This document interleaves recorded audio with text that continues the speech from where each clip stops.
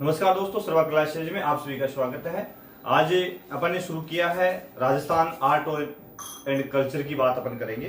तो कला और संस्कृति राजस्थान का जो टॉपिक है, जो महत्वपूर्ण टॉपिक है अपने विभिन्न परीक्षाओं के लिए, विशेषकर बीएसटीसी वालों के लिए, पीटीटी वालों के लिए, और फर्स्ट ग्रेड सेकंड ग्रेड में जो जीके का पेपर होगा उसमें भी कई चीजें इनसे संबंधित पूछी जाती है।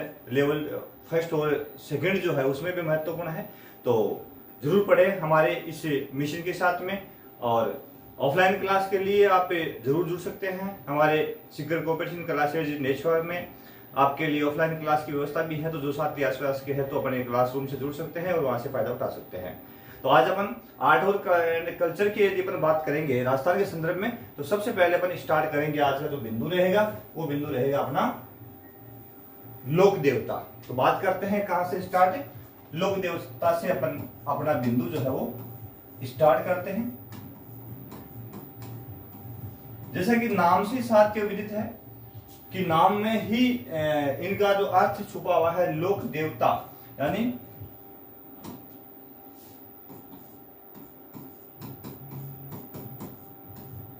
लोगों में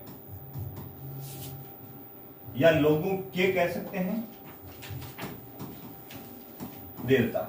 अब लोगों के देवता होने का मतलब यह किसी क्षेत्र विशेष में प्रसिद्ध होते हैं, किसी क्षेत्र विशेष में प्रसिद्ध होते हैं।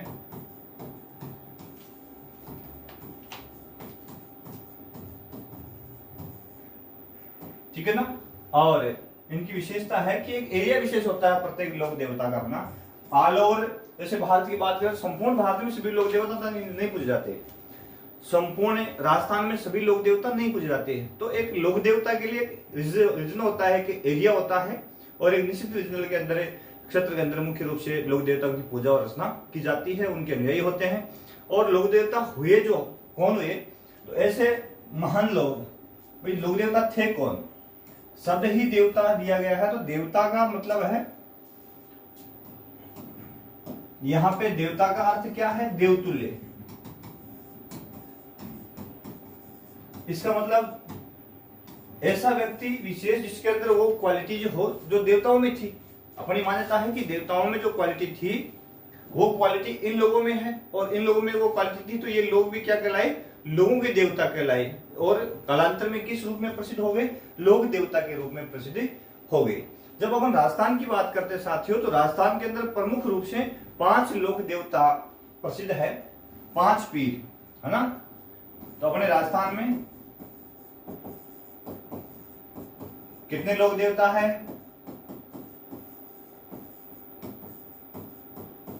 जिनको पंच पीर कहा जाता है साथियों। पंच पीर 5 लोक देवता प्रमुख रूप से प्रसिद्ध है। और वो 5 लोक देवता है कौन सा? तो ये पंच पीरों की बात करें तो जैसे रामदेव जी,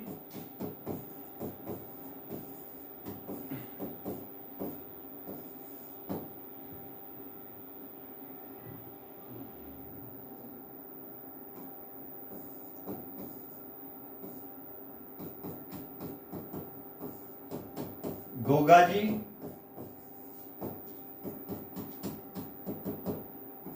तेजा जी,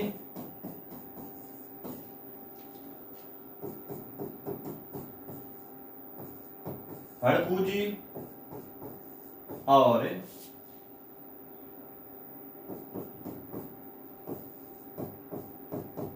मांगलिया मेहा जी। इस प्रकार से ये 5 जो लोक देवता हुए हैं, ये राजस्थान के अंदर किस रूप से पुकारे जाते हैं, किस रूप में जाने जाते हैं? तो इनको पंचपीरों के रूप में, यानी इनको पंचपीर के रूप में पुकारा जाता है कौन कौन से भाई? तेजा जी, गोगा जी, रामदेव जी, तेजा जी, और हड़बू जी, और मंगलिया मेहा। ठीक है ना। तो ये 5 लोक देवता प्रमुख रूप से अपने प्रदेश विशेष में, अपने राजस्थान का जो एरिया है यहाँ मुख्य रूप से हुए हैं। और काफी लोग, काफी अनुयायी एक क्षेत्र विशेष में, जैसे अपन बात करते हैं नागौर जिले की, तो भाई नागौर जिले में तेजा जी का जो है बहुत ज्यादा मिलती, और तेजा जी की पूजा अर्चना है काफी ज्यादा की जाए है। तो नागौर का माय तेजाजी को ज्यादा प्रसिद्धि है या तेजाजी को ज्यादा प्रभाव है, ठीक है ना। जे अपन गोगा जी की बात करा तो चूरू चाला, चूरू नौर बहादुर का जो क्षेत्र है मुख्य रूप भटे गोगा मेडी एक स्थल विशेष है जो गोगा जी की समाधि के रूप में प्रसिद्ध है। तो विस्तार चर्चा की अपन करछा। रामदेव जी रूनीचा की बात करा, जैसलमेर के माए रूनीचा, तो जैसलमेर में प्रमुख रूप प्रसिद्ध है रामदेव जी, ठीक है ना। तो इस प्रकार से हरबू जी, तो ये अलग अलग प्रदेशों में अलग अलग देवता है, उनका अपना अपना रीजनल है, अपना अपना एरिया है जहां मुख्य रूप से इनकी पूजा और अर्चना की जाती है। तो अब अपन प्रत्येक देवता के बारे में विस्तार से चर्चा करेंगे। 5 पीर जो है, पांचों पीरों की क्या विशेषताएं हैं और किस रूप में उनको पूजा जाता है, क्या उनकी विशेषता रही है और क्या उन्होंने विशेष रूप से अपना प्रभाव है वो किस रूप में छोड़ा है, आदि आदि। सबसे पहला लोक देवता आज अपन लेंगे और पहला लोक देवता है वह रामदेव जी। तो रामदेव जी महाराज की बात करा लापा, बहुत ही महत्वपूर्ण लोक देवता है और काफी प्रसिद्ध भी है। राजस्थान में नहीं, आसपास का अन्य स्टेट गुजरात वगैरह है, मध्य प्रदेश वगैरह है, राजस्थान तो है ही, हरियाणा पंजाब वगैरह है, उत्तर प्रदेश वगैरह है, तो आसपास का जितना भी अपना स्टेट है हम सारा का माए काफी प्रसिद्ध देवता है रामदेव जी, ठीक है। और पंचपीरों में सबसे महत्वपूर्ण लोक देवता के रूप में रामदेव जी को जाना जाता है और सबसे महत्वपूर्ण है और सबसे अधिक पूजा अर्चना इनकी की जाती है।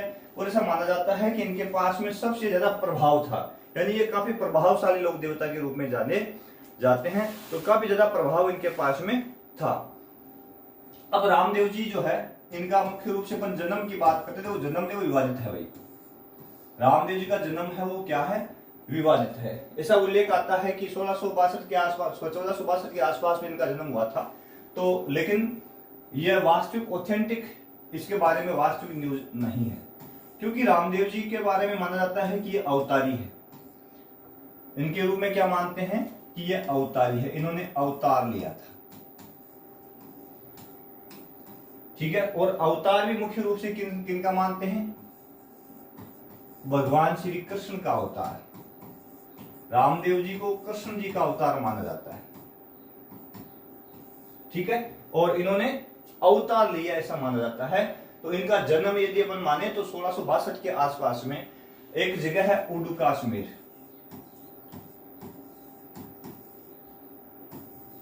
उडू कश्मीर एक गांव को नाम है, कहां पड़ता है, शिव तहसील बाड़मेर में। ये कहां है, शिव तहसील, जिला कौन सा है, बाड़मेर। यहां पे इनका जन्म हुआ था, उडू कश्मीर। अभी यह बयान चर्चा में भी आया था कि हमारे बाबा जी का जन्म जो है कश्मीर में हुआ है। तो ये उडू कश्मीर एक जगह का नाम है और ये जगह कहां पे है, बाड़मेर के अंदर अवस्थित है। यहां रामदेव जी का जो महाराज है उनका जन्म हुआ था। अभी राजस्थान में संदर्भ आ गया इनका, वही इनका संबंध कहां से, बाड़मेर से। तो राजस्थान में ही इनका जन्म हुआ है। मुख्य रूप से राजस्थान का कौन सा इलाका, पश्चिमी इलाका। तो चूंकि इनका जन्म यदि पश्चिमी इलाके में हुआ है तो रामदेव जी है, उनका क्षेत्र भी कौन सा होगा, पश्चिमी इलाका ही होगा। अब यह है जैसलमेर और बाड़मेर,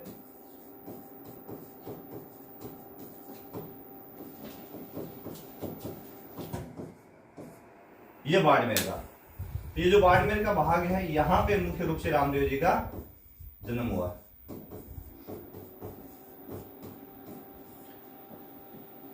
समझ गए, उडू कश्मीर तो पश्चिमी इलाका था। इनका जो प्रभाव क्षेत्र कहां का हो गया भाई, तो इनका प्रभाव क्षेत्र है कश्मीर, बाड़मेर के आसपास में। उडू कश्मीर में जन्म होने की वजह से आसपास में इधर गुजरात की तरफ,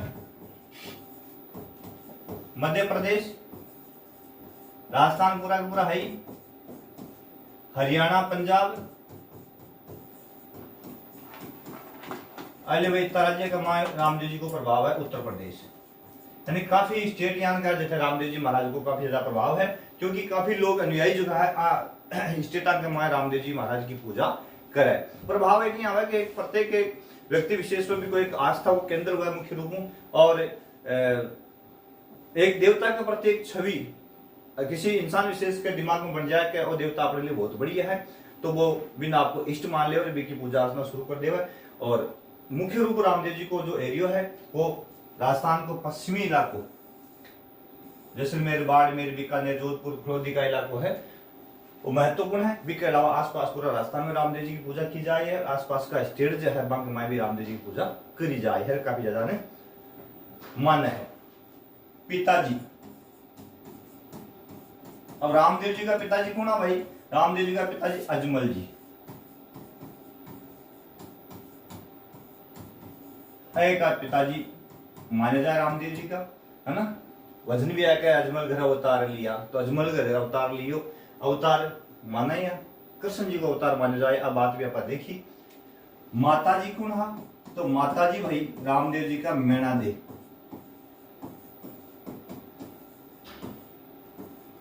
माता को नाम मैणा दे, पिता को नाम अजमल जी। ठीक है। अब देखो एक काफी रहस्य छुपेड़ो है और काफी सेंसिटिव पॉइंट भी है जिस पर चर्चा आप कर कौन सका, क्योंकि कि रामदेव जी महाराज की जाति कौन सी? तो कई जगह कई उल्लेख जगह है बैठे तंवर राजपूत बताए हुए हैं और कई भाग्यान का है, कई प्रमाण है, काफी लोग यहाँ का लिया है कि आपको संबंध मेघवाल जाति भी है। तो रामदेव जी को जाति के संदर्भ के मान को प्रश्न देखो पूछे भी कौन, क्योंकि सस्पेंस की चीज पर हुआ है और अंडर कोर्ट प्रोसीजर में कोई बात चल जाने भी की चर्चा करी कौन जाए। तो रामदेव जी कौन सी जाति का हा? 12 क्रमांक कोई प्रश्न आया कौन करे, लेकिन मुख्य रूप राजपूत समाज और मेघवाल समाज जोड़ देखे काफी लोग। ठीक है। आपको भाई जो कहो रामदेव जी को भाई भी को नाम हो बीरमदेव। अब बीरमदेव जी को भाई कहो भाई, बीरमदेव अवतार मान जाए है बलराम को। कृष्ण जी को भाई को नहीं उठाओ, बलराम। ठीक है। जिसको दाऊ कह के कृष्ण पुकारता था, दाऊ भैया, तो वो बलराम जो है उस बलराम का अवतार बीरमदेव रामदेव जी का भाई जो है वो माना जाता है। तो यह भी एक इनको भी अवतार ही मानते हैं। रामदेव जी अवतार है तो बलराम का अवतार किसको मानते हैं? वीरमदेव को भी अवतार माना जाता है। उसके बाद में इनके 2 बहन थी भाई, 2 बहनें थी। एक का नाम तो था सुगना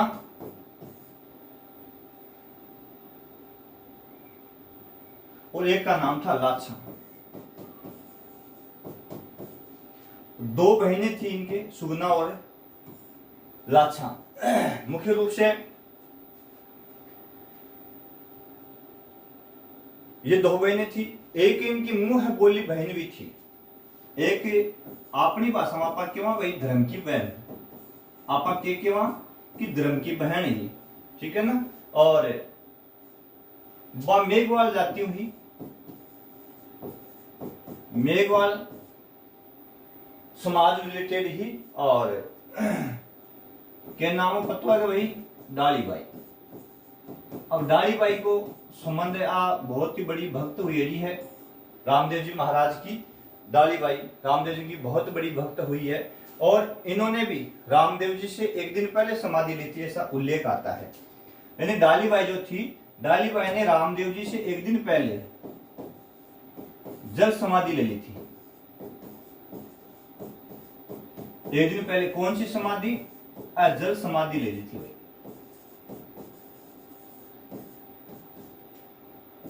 इसके लिए फेमस है कि डालीबाई इतनी बड़ी भक्त थी, इतनी बड़ी अनुयायी थी रामदेव जी की, मुंह बोली बहन थी और उसने रामदेव जी से एक दिन पहले ही जल समाधि ले ली थी। इसलिए ये इतिहास में रामदेव जी की सबसे बड़ी अनुयायी के रूप में जानी जाती है। कौन?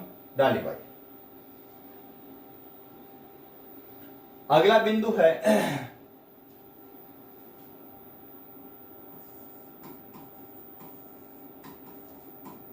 बात करें कि भाई रामदेव जी महाराज की बात करें आप। ठीक है ना। लोक देवता रामदेव जी। मुख्य रूप से ये जो इनकी जो सवारी है, अब देखो नीला घोड़ा,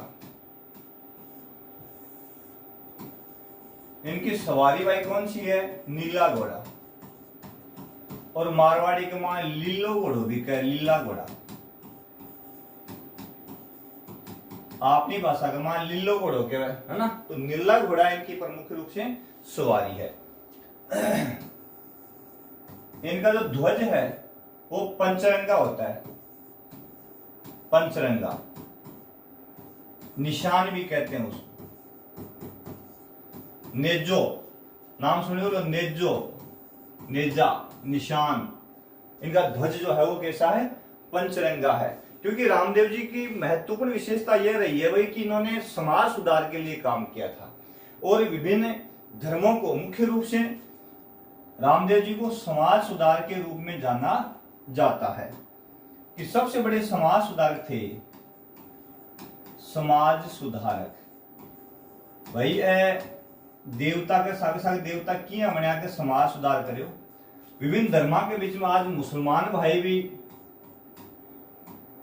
धर्मों में सामंजस्य,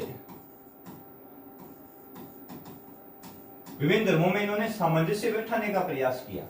धर्म के नाम पर जो लोग लड़ते हैं, आज आप देख रहे हैं क्या माहौल है देश के अंदर कि धर्म के नाम पर एक दूसरे के विरोधी बने बैठे हैं। तो धर्म के नाम पर काफी लोग लड़ते झगड़ते हैं, लेकिन रामदेव जी ने अपने समय में विभिन्न धर्मों के जो लोग थे, जैसे पंचपीर, पंच प्यारे, इनके शिष्य हुए हैं पंच प्यारे, पंच प्यारे। तो ये पंच प्यारे जो शिष्य थे वो विभिन्न धर्मों के लोग थे। तो ये संदेश इसीलिए दिया इन्होंने, हर धर्म का अपना अनुयायी, अपना शिष्य बनाया और ये बताया कि इस पृथ्वी पर जिसका जन्म हो गया वो यहाँ का वासी है और उसका धर्म, जाति आदि कोई मायने नहीं रखता। वो सबसे बड़ी जाति उसकी है तो है मानव जाति, ठीक है ना। तो दूसरा जातिवाद का विरोध भी किया रामदेव जी महाराज ने, जातिवाद का भी विरोध किया भाई।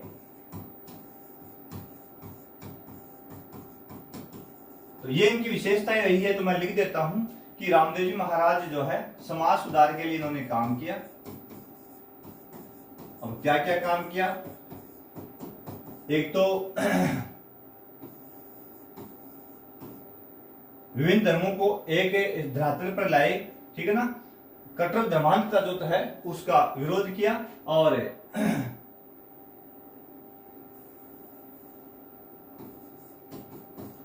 हिंदू मुस्लिम एकता बढ़ाई। यहां लिखते हैं भाई, हिंदू मुस्लिम एकता। तो साथियों, बात करें अपन रामदेव जी महाराज की, तो रामदेव जी महाराज ने समाज में कौन कौन से काम किए, किस प्रकार के विशेष कार्य उन्होंने किए। तो बातें अपन ने शुरू कर रखी है समाज सुधार के लिए काम किया। और समाज सुधार में सबसे बड़ी बात यह है कि उन्होंने हिंदू मुस्लिम एकता पर काम किया। यानी जो आज इसके समय में धर्म विशेष की कट्टरता जितनी ज्यादा फैल रखी है, पहले भी थी ये, उस समय भी थी, ठीक है ना। हिंदू मुसलमान उस समय भी था। मुगल यहाँ आए, उन्होंने कई हजारों वर्षों तक भारत के ऊपर शासन किया। हमारे विभिन्न शासकों के बीच और मुगलों के बीच काफी युद्ध लड़े गए। तो ये शुरू से चला रहा है। तो लेकिन जो आम जनता जो है, आम जनता तो कहाँ रह रही है। तो आम जनता का क्या दोष होता है उसमें? तो आम जनता को उन्होंने एक प्रकार का संबलन प्रदान करने के लिए हिंदू मुस्लिम एकता पर काम किया। एक बहुत बड़ी समस्या थी छुआछूत की। समाज के अंदर कई जाति विशेष को अछूत मानते थे। तो छुआछूत जो है, उस छुआछूत को मिटाने पर काम किया। और इसके लिए उन्होंने, आपको मैं बता दूं कि जो मेघवाल समाज की महिला डाली बाई को अपनी शिष्या बनाया, यह बहुत बड़ा नेक कार्य था कि आप लोक देवता थे, भगवान श्री कृष्ण का अवतार थे, आपने अवतारी होने का परिचय दिया और समाज से छुआछूत को मिटाने का प्रयास किया। एक इनकी विशेषता रही है कि इनके जो भक्त बन जाते हैं उनमें विभिन्न प्रकार की बीमारियां जो है ना, वो दूर हो जाती है। विशेष रूप से जैसे कि एक इनका परिचय मानते हैं कि कुष्ठ रोग दूर हो जाता है। ये भी बहुत बड़ा नेक कार्य किया इन्होंने कि कुष्ठ रोगी, कई रोगी जो थे कुष्ठ रोगी थे। कुष्ठ रोग का मतलब है एक प्रकार का चर्म रोग है, उसमें हाथ जो है वो एक प्रकार से अपनी भाषा में कहे तो गल जाए, भाई पूरा का पूरा हाथ गल जाए और शरीर खराब हो जाए। तो कुष्ठ रोग है ना, चर्म रोग था, उसको भी उन्होंने दूर करने का प्रयास किया। विभिन्न प्रकार के कार्य इन्होंने समाज के अंदर किए, छुआछूत मिटाना, विभिन्न धर्मों को एक स्थान पे लाना, एक धरातल पे लाना, है ना, विभिन्न बीमारियों को भगाना। अब कई प्रकार के शब्द इनके लिए यूज किए जाते हैं, जैसे अभी आपने जैसे पंचरंगा, नेजा, ठीक है ना, यह महत्वपूर्ण है। जात्री, अपना क्या कराना, कौन जाए, जात्री जाए, कौन क्या वहां गए, जात्री। अब रामदेव जी का भगत जी का यात्रा करे ने पैदल यात्रा करे, भाई पैदल यात्रा करे दिखाए लोगों ने जात्री, पैदल यात्री आने जात्री के जात्री जाए बाबा के, है ना, जय बाबा की करता जाए है, तो पैदल यात्री माने जात्री भी मुख्य रूप केवल। अब रामदेव जी को जो जागरण लगा हुआ है, जागरण रामदेव जी को लगा, आप क्या करना के भाई वहां के तो जागरण चल रहा आज, ठीक है ना। तो जम्मा, रामदेव जी का जम्मा, है ना, तो रात्रि जागरण, यदि रामदेव जी महाराज को जागरण देवा, रामदेव जी महाराज का जागरण, तो बिन के वहां जम्मा, रामदेव जी का जागरण। अब ऐसा माना जाता है कि रामदेव जी का गीत, देखो रामदेव जी का गीत सबसे लंबा गीत माना जाता है, सबसे लंबा गीत है ऐसा माना जाता है।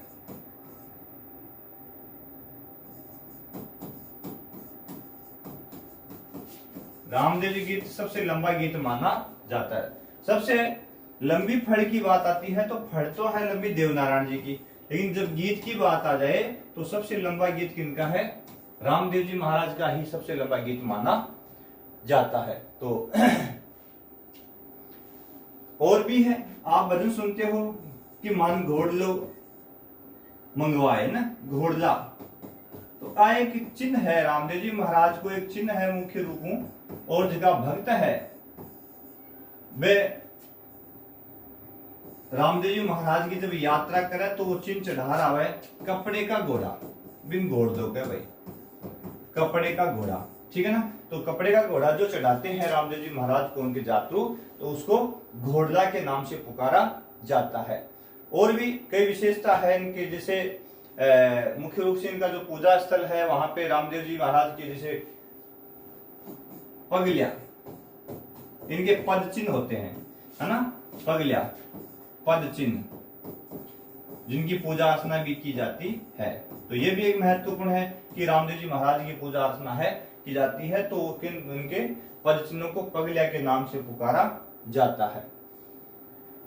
और भी इन्होंने इस क्षेत्र विशेष में कई कार्य किए, जैसे कि आप भजन सुनते होंगे कि भैरव राक्षस का वध किया, है ना, तो आताई भैरव का वध। अब भैरव कौन था, तो इस पश्चिम इलाके में अब राक्षसी प्रवृत्ति के लोग थे, राक्षसी को मतलब भाई भी कोई सिंह तो गेड़ा को नहीं है ना।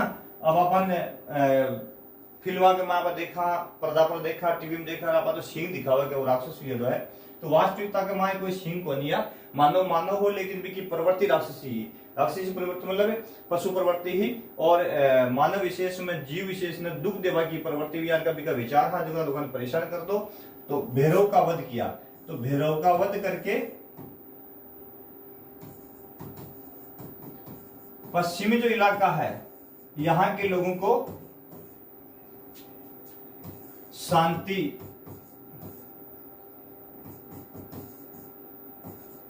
का परिचय दिया। किस इलाके में क्या चाहिए, मुझे शांति चाहिए, और भैरव का वध करके और शांति का संदेश प्रकाश से दिया कि यहाँ किसी प्रकार का जो मानवता के खिलाफ काम कर रहा है, नर के खिलाफ काम कर रहा है, वो यहाँ उसको कोई स्थान नहीं है। तो एक प्रकार से कहें तो आज के युग में अपराध का अंत किया। तो रामदेव जी महाराज ने कई नेक कार्यों के साथ साथ में अपराध का अंत भी अपने समय विशेष में किया। रामदेव जी महाराज को पीरों के पीर के रूप में भी पुकारा जाता है। एक नाम आता है कि पीरों के पीर, पीरों के पीर। भाई पीरों के पीर के रूप में भी इनको पुकारा जाता है, क्योंकि ये जब इनके अनुयायी थे, 5 अनुयायी थे, तो उन पंच प्याला जिनको कहा जाता है पंच प्यारे, तो उन अनुयायियों ने उनको इन्होंने अपना एक प्रकार से चमत्कार दिखाया था। वो चमत्कार दिखाया था, उस चमत्कार के कारण उन्होंने रामदेव जी को पंच प्यारे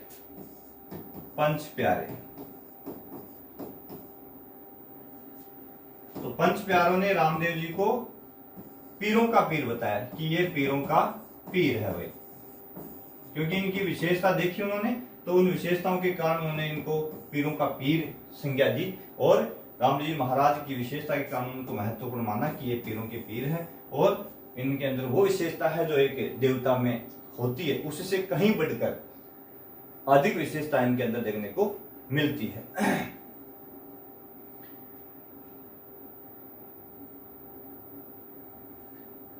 इसके अलावा रूणीचा नगर है ना,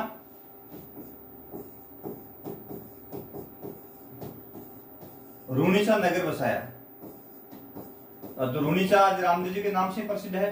तो ये पूरा का पूरा मरुस्थल था भाई, जैसलमेर बाड़मेर का इलाका पूरा का पूरा मरुस्थल क्षेत्र था। तो मरुस्थल के अंदर जहां कोई नहीं रहता था भाई, उस इलाके में रामदेव जी महाराज ने रूणीचा नगर बसाया, और वहां आज भी वो स्थान है रूणीचा जो है काफी ज्यादा फेमस है, और वो वहीं रूणीचा के अंदर ही ये जैसलमेर में पड़ता है। कटपड़े भाई वो जैसलमेर में है वो स्थान। तो रूणीचा नगर बसायो, और बठे आपकी समाधि भी बठे ली है। रूणीचा में रामदेव जी की समाधि है, तो समाधि भी अठे ही है, अठे समाधि ली। और रामदेव जी की समाधि के पास में ये बात करी ना कि दालीबाई की समाधि भी रामदेव जी की समाधि आज भी के सारे ही है भाई, है ना, समाधि के पास, क्योंकि दालीबाई समाधि ली एक दिन पहले ली, ठीक है, भी के सारे रामदेव जी की समाधि मिले और खटे मिले रूणीचा नगर के में, और बठे रामदेव जी महाराज को प्रसिद्ध मेलो बन जाए। और मेलो जो है वो कद बन जाए, रामदेव जी महाराज को मेलो कद बन जाए, मेला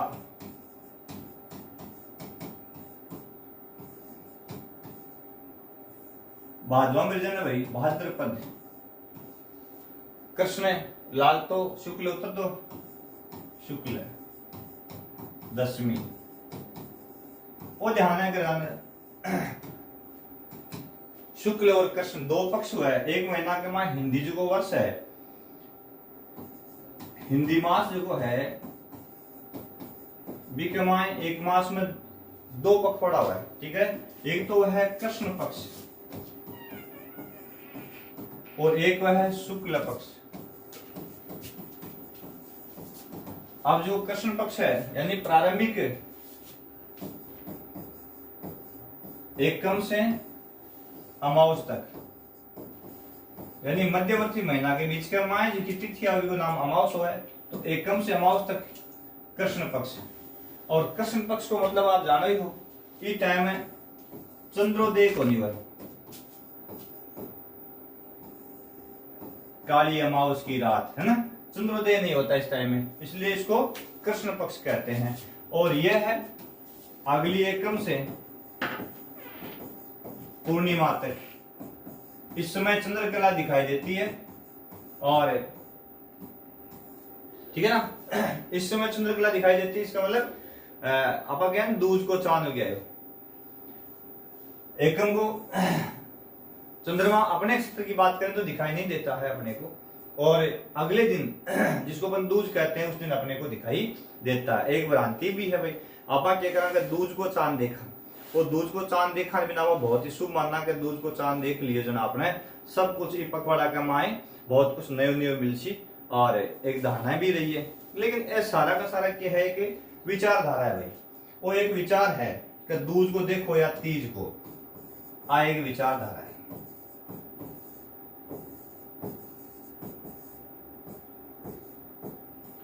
कौन सी विचारधारा कि चांद दूज को देखो या तीज को, चांद तो दिखा वो चुको है ना, चांद दूज को देखा या तीज को, तो आपने इलाका कमाए, क्योंकि यान को एक वाक्य हुई मेरे साथ में, दूज या तीज शुभ गुण सो है। तो अपने इलाका राजस्थान की आप बात करा तो लगभग आप दूज को चांद देखा कि दूज को चांद का दर्शन कर लेना बहुत बढ़िया रहेगा, ठीक है। और जेएंडके और पंजाब साइड के माए देखो तो जेएंडके के माए, जम्मू कश्मीर के माए आज चीज मैंने नोट करी। और अच्छा तीज को चांद देखा भाई, तीज को चांद,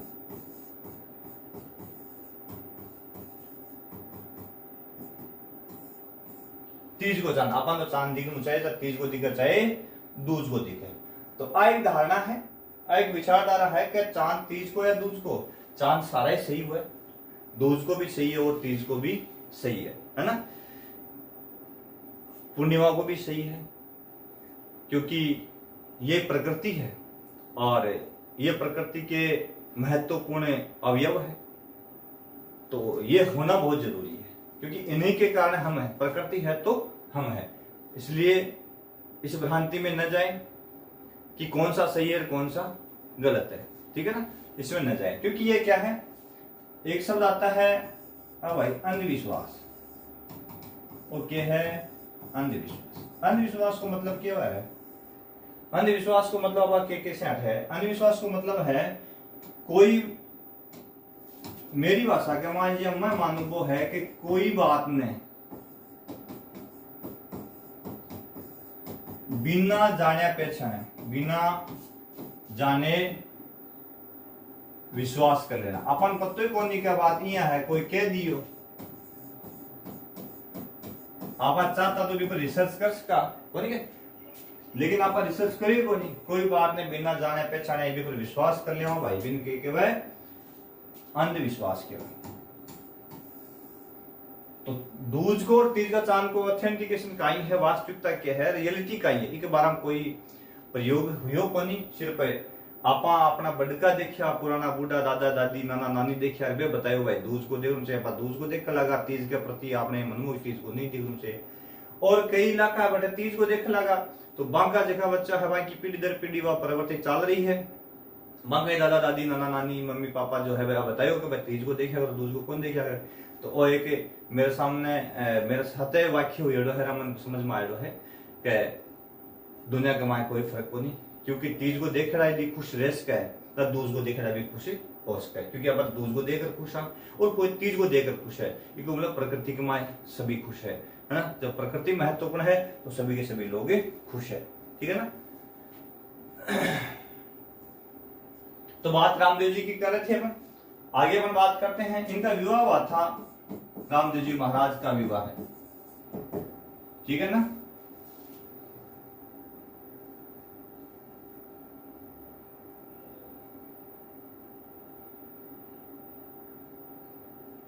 तो इसके बाद थोड़ा कंफ्यूज हो गया मैं। फिर अपन देखते हैं कि इनके पूजा स्थल राजस्थान में कहां कहां है। रामदेव जी महाराज की पूजा राजस्थान में कहां कहां की जाती है, पूजा स्थल। तो सबसे महत्वपूर्ण पूजा स्थल रुणीचा तो है ही भाई, और रुणीचा जैसलमेर वो तो महत्वपूर्ण है। इसके अलावा भी दो तीन का स्थान है जैसे रामदेव जी की पूजा की जाए, सूरता खेड़ा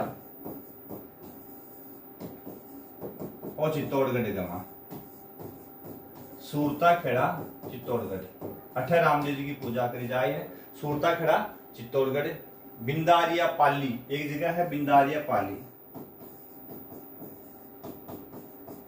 बिंदारिया पाली, ठीक है। और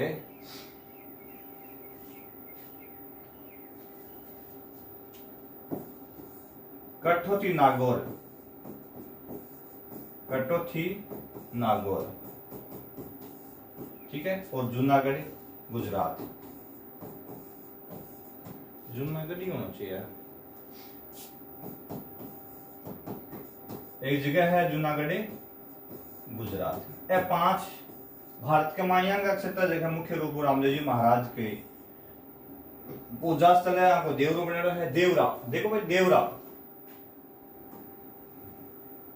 एक वर्ड आवा देवरा, वो देवरो क्यों है? तो जहां इनकी पूजा की जाती है, जहां इनकी पूजा की जाती है, या स्थल है, ठीक है ना। चबूतरे नुमा आकृति और जिसपे मुख्य रूप से इनकी पूजा की जाती है उनको इनका देवरा कहा जाता है। आजकल तो मिंदर ने भी देवरे कहा, यानी मंदिर जो है भी देवरो भी केवा, ठीक है। तो ये भी एक महत्वपूर्ण है। रामदेव जी महाराज की एक महत्वपूर्ण विशेषता है कि एक कवि भी हुआ, एक ही देवता है। रामदेव जी के बारे में विशेषता महत्वपूर्ण है कि रामदेव जी कवि भी थे और इनकी रचना है। रामदेव जी महाराज कवि भी थे, इनकी रचना भी है 24 बाणी, 24 बाणी। अब महत्वपूर्ण रचना है, यानी ये कवि भी थे और इनकी रचना है 24 बाणियां। तो मुख्य रूप से रामदेव जी की प्रमुख विशेषताएं हैं। फिर इन्होंने समाधि ले ली थी और समाधि के संदर्भ में ऐसा माना जाता है कि इन्होंने जीवंत समाधि ली थी और अपना शौर्य है, अपना पराक्रम, अपने कीर्ति जो है स्थापित किया था संपूर्ण भारत में। और मुख्य रूप से जो पश्चिमी भारत है उसके अंदर राजस्थान से लेके गुजरात, पंजाब, हरियाणा, उत्तर प्रदेश, मध्य प्रदेश तक अपनी शौर्य पताका फहराई थी। इस प्रकार के लोक देवता को बहुत बहुत नमन, और इनको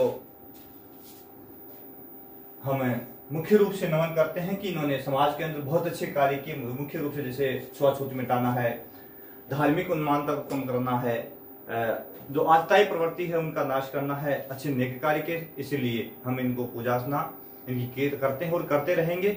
आगे अपन चर्चा करेंगे, अगले वीडियो में फिर मिलेंगे एक नए लोक देवता के साथ में। चाहे अपन गोगा जी की बात करेंगे, चेजा जी करेंगे, पाबू जी करेंगे, हरबू जी करेंगे, मेहा जी करेंगे। तो अगले लोक देवता के साथ में फिर मिलेंगे नई क्लास में। देखते रहिए सर्वा क्लासेस। धन्यवाद।